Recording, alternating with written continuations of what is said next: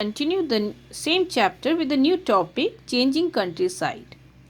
So what were the changes that took place in the countryside?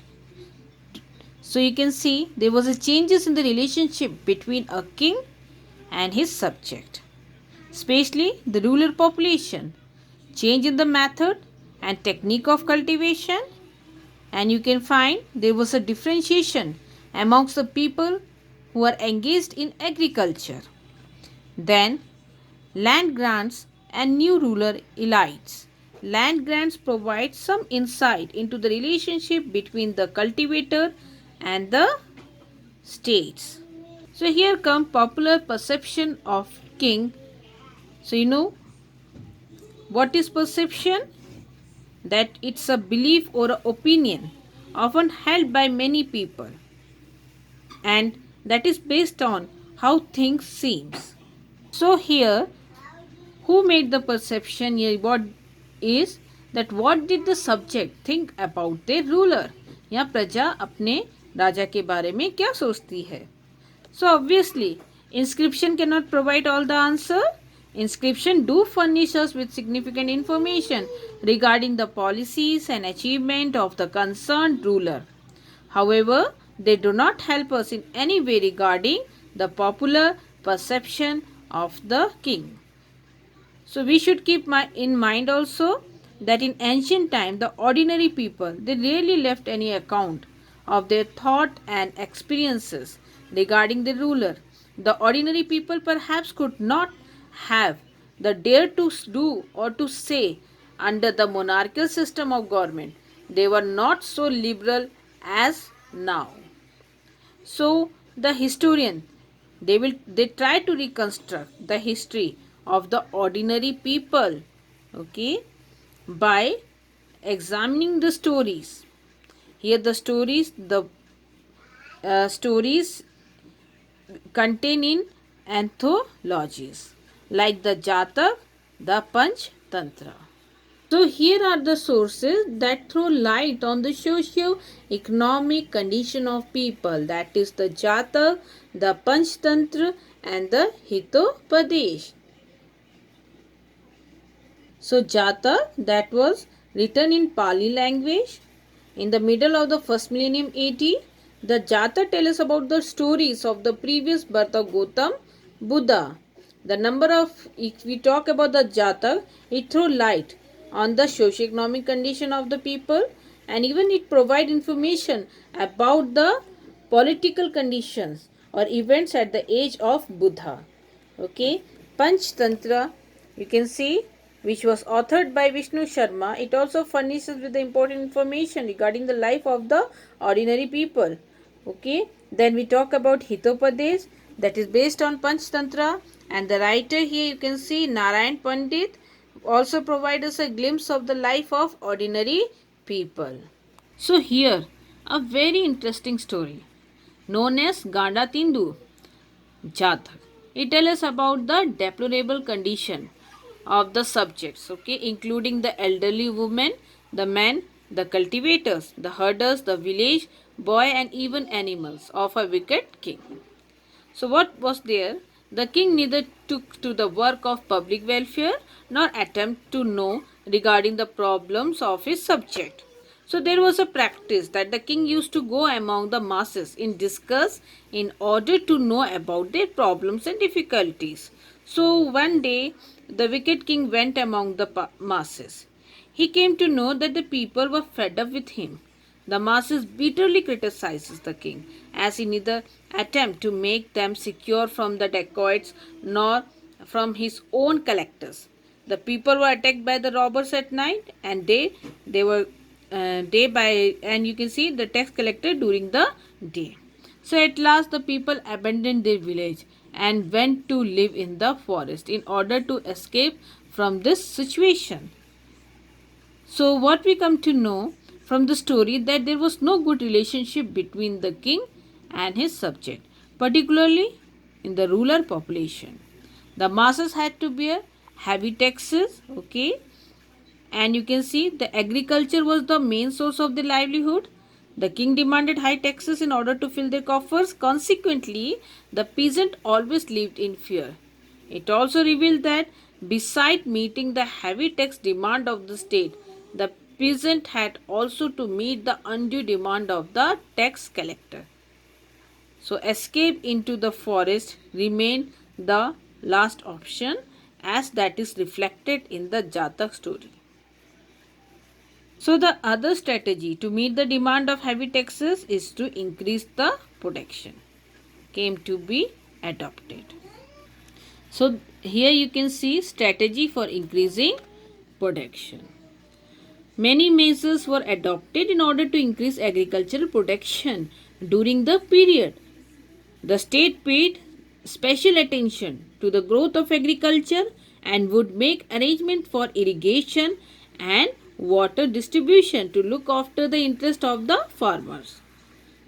If we talk about Megasthenes, he had also mentioned that the official of the Mauryan Empire, measured lands like those in the Egypt and would inspect those canals through which water would go into the small channels. The the agricultural land, was extended by clearing the forest with the encouragement and help of the Mauryan emperor. So here the state would encourage people to inhabit new area, for the extension of the arable land. Then use of plough was another source for increasing the agricultural production. Then you can see it was being used to plough land in the fertile alluvial river valley, such as those of Ganga Valley, that helped in the increase the production of the paddy. Here dramatically. However, it should be kept in mind that the peasant had to work hard in the transplantation of paddy. So what is the transplantation? You can see it is a method of rice cultivation, where you can first they scatter the seed by hands, and when the sapling have grown, they are transplanted in water lodged field. Use of iron plowshare, which is what? That is a blade for plowing. Resulted into sufficient growth of agricultural production. The iron plow was limited only to few parts of the subcontinent. Cultivation in semi-arid areas such as the part of Punjab or Rajasthan, they did not use iron plow shares till the end of the 19th century. In this area, it was adopted in the beginning of 20th century. Even in the hilly tracts in the northeastern and central parts of the subcontinent, the cultivator practiced hoe agriculture. You can see garden tools they used for agriculture, as it was much better suited in the Tarai region. So here, to make arrangement for the irrigation facilities, among these you can see the well, ponds and canals were of much significant. The arrangement of the irrigational facilities was considered to be one of the important duties of the king. Often individual as well as peasant community would organize construction of this irrigation work collectively. So generally the king or the wealthy and the resourceful person would arrange the irrigation work such as the well and the canal individually also. So if we talk about the Junagadh rock edict, a rock inscription in the second is in Sanskrit, composed to reward achievement of the Shak rulers. So Rudradaman informed that Pushyagupta, a governor of Chandragupta, built a dam on the Sudarshan lake near Girnar in Kathiawad. Another inscription on the same rock, 5th century AD, mentioned that Skandagupta, an emperor of the Gupta dynasty, got the lake repaired once again, which were the evidences for what? For the storage of water, maybe for irrigation purposes. So you can see the new technologies, that resulted into a substantial growth in agricultural production. The whole rural community was not benefited equally by it. In fact, the growth in agricultural protection led to the growth of differences among people engaged in agriculture. We find that landless agricultural laborers, small peasants, as well as a large landholders in the contemporary stories, especially in the stories of Buddhist tradition. It seems that the large landholder as well as large peasant had started emerging in important position in the rural society. So now the large landholders or the landholders and the village headmen, they were becoming very powerful figures in the society. They often exercise control over cultivable lands or cultivators. The position of the village hetman was often hereditary. We come to know from early Tamil literature, the Sangam texts, that differences were existent in South Indian society as well. It mentions various categories of people such as large landowners, plowmen and slaves living in the villages. So you can see large landowners, which we call Vellalar. Then you can see plowmen, Ulvar or Halvaha. And then comes the slave as Adimai or Animai. So these differences were based on what? You can see differences were based on the access to land. Then they are using of the new technology. Then you can see here the labor. Okay. Thus the ownership of the land become very important in the society. So here comes land grants and new rural elites. So land grant is what? It is a gift or bhumi dan. Okay. And then you can see then the elite work is the group which enjoyed social and economic status.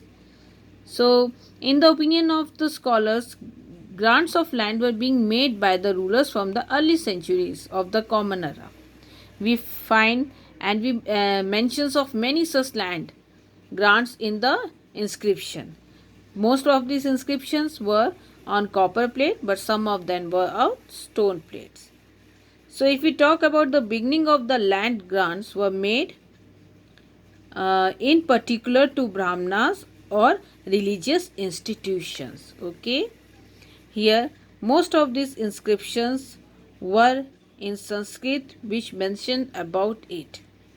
So if we talk about the Guptas emperors, they had made last land grant to Brahmanas, Brahman shrines, okay, vihar, monasteries and other institutions. So in the contemporary inscription also, they mentioned such type of land grant even by Prabhavati Gupta, who was the daughter of Chandragupta II, and she is the most popular as Chandragupta Vikramaditya. She married to a ruling family that of Vakatak, okay, that was powerful in Deccan. Then according to Sanskrit legal text, women were not supposed to have independent access to resource such as land in ancient India. But then also we come to know that Prabhavati had access to land and she made land grant. She made a land grant to a village, to a Brahman. Then we come to know from the inscription that the ruler's population included the Brahman, peasant and other. They were supposed to provide a range of produce to king or his representatives. The village would have to obey the new lord of the village and perhaps pay him all these dues. The land granted to Brahmans were known as agrahar. Okay. Then you can see the Brahman were exempted from paying land revenue and others due to the kings. So they were often given the right to collect dues from the local people. If we talk about such land grant, they have been found in many inscriptions in the inscription various part of the country. There were regional variation in the size of the land donated. In some inscription, it is mention of small plots of land given in donation, whereas some suggest the donation was in the vast stretches of land. It should also be kept in mind that the right given to donees or the recipients of the grant also varied from region to region. The scholar do not agree on the issue that why the king were inclined to make land grants. Okay, some scholar believed that the ruler wanted to extend arable lands by making such land grants. Some other feel that the rulers tried to gain support of the mighty and influential person by making land grants. In fact, as a king, he was losing control, so they wanted to present at least a illusion of power by making land grants. So the land grants that throw significant lights on the relationship between the cultivators and the state.